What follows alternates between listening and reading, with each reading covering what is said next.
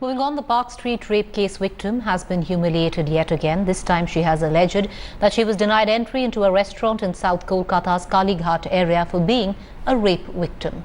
The 40-year-old woman has alleged that the management of the restaurant cum bar in South Kolkata's Kalighat area turned her out.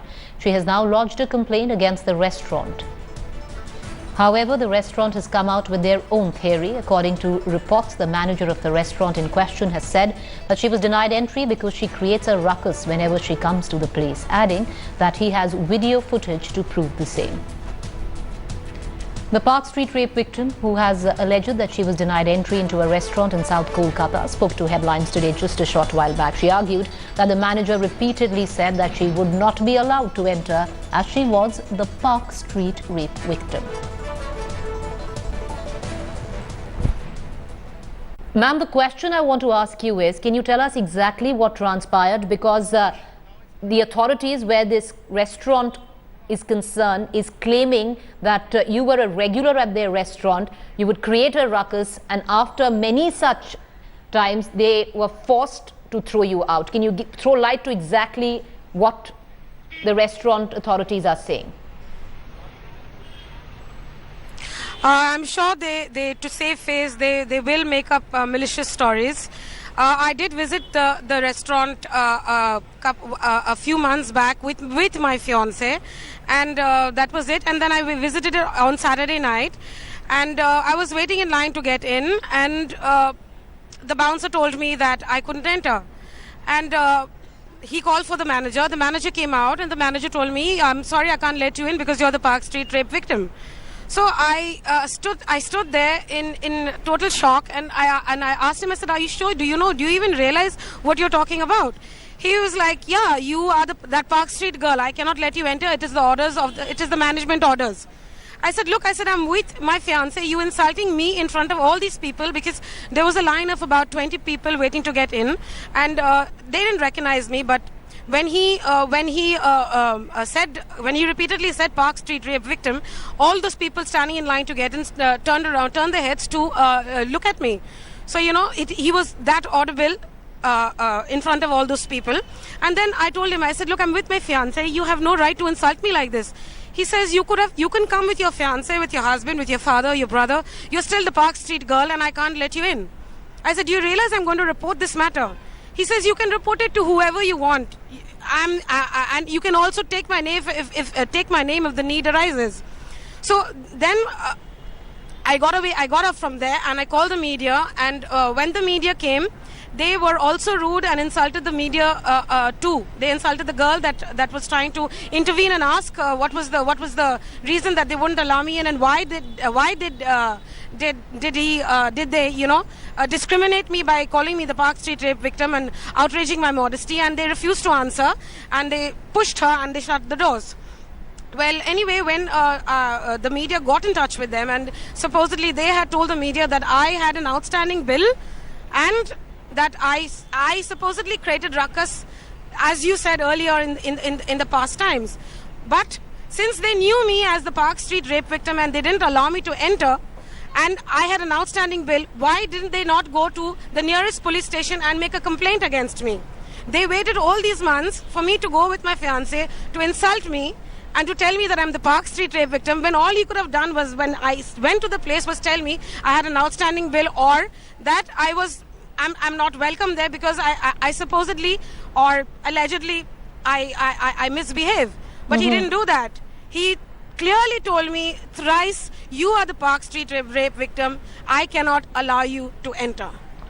Ma'am, whether you went with your fiance, you went alone, you went with friends or family, nobody has the right to tell you anything on what you have said that the management told you. The question I also want to ask you is, because this is what the management says, that they have enough CCTV evidence to prove that you would be a regular and you would come and create a ruckus in their restaurant. Now, is it true or is it not true, ma'am? It's absolutely false. It's absolutely false. Am I that stupid that I'm going to go to a place, create a problem, and go back there again and create a problem and get drunk and create a problem? This makes no sense. If they have CCTV footage, then they may gladly show it. Ma'am, the only reason I asked you that question is because this is the kind of defense that this particular restaurant is giving for turning you out. How would you want to take your fight on from here, ma'am? Are you going to contest with what the management says? They say that they have CCTV evidence. Would you want them to put that out if they have anything at all? If they have CCTV evidence, I've already gone to the police station. In fact, I'm talking to you from outside of the police station. I've put in my FIR complaint against the management, the manager and the owner, and let the police investigate. Let it go from there.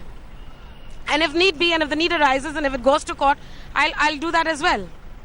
But they had no right to discriminate me, use my personal tragedy against me, and call me the Park Street rape victim and turn me out, and now making malicious accusations against me. Was this the first time, ma'am, you visited that restaurant? Because it is appalling that somebody can come out and say that to you. Yeah, no, this is not the first time. I have visited that before, a couple of months with my fiancé before. Why do you think that the manager said what he did, ma'am, to you? I think the last time that I visited there, maybe that was the time they recognized who I was, and decided that they didn't want me to go there. And that's when this Saturday when I went, they used that and they told me not to come. And he told me that I was the Park Street rape victim and didn't allow me in. I don't think he recognized me the last time I went, so I was allowed entry. But this time, after being recognized, he was very clear about why he wasn't allowing me in. All right. How would you take your fight from here on, ma'am? Because there are a lot of... Go ahead, yes. If he had told me that I created a problem, and they don't want me to come there, I would have left with my head hanging in shame. But that was not the reason. And if I had done something like that and I had something to hide, I wouldn't fight for justice so brazenly. How are you going to take this fight forward, ma'am? Because there are a lot of people, and we're getting in tweets at this point of time. The social networking sites are abuzz. There's a lot of support which is coming for you at this juncture. How are you going to take this forward? I'm going to take it as positively forward as possible. A lot of political reactions coming in on that story. On the phone line with us at this point of time is Mr. Mohammed Salim from the CPIM.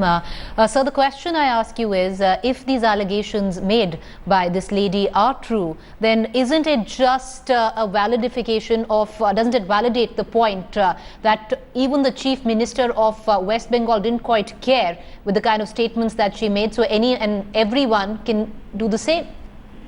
I think this kind of behavior was never expected in Calcutta, or particularly in Bengal.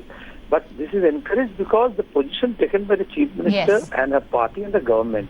Because now they are, instead of giving solace to the victim and law enforcement agency trying to find out the culprits, the government, ministers, MLAs, including Chief Minister, is siding with the culprits and not with the victims. And that's why now the victims is being looked upon like this. It's unfortunate in the 21st century in a city like Calcutta, which boosted for women liberation and forward-looking society, and it's a cosmopolitan culture. So this is the decadent culture. This is how it decayed over these 3 years, how the value system has eroded. So, Mr. Salim, you're pretty much hinting at the fact that it is a precedent set by none other but the Chief Minister of the state. Yes, because Chief Minister herself, you remember, after this Park Street rape case, and I took up in the media at the time, and that the government's role is just to find out whether the culprits are there, whether this thing has taken place. But instead of that, the Chief Minister, together with the DGP, was denying that nothing has happened. So that's why the culprits are now thinking that they have the field day, and the victims are saying as if they are the culprits. So that's why the restaurant people also, they should be also taken to task, but they think that they are in tune of the present culture of the state. All right, appreciate you joining us, Mr. Mohammed Salim. Their political opinion coming in. We, of course, will keep tracking all the details and reactions on this story.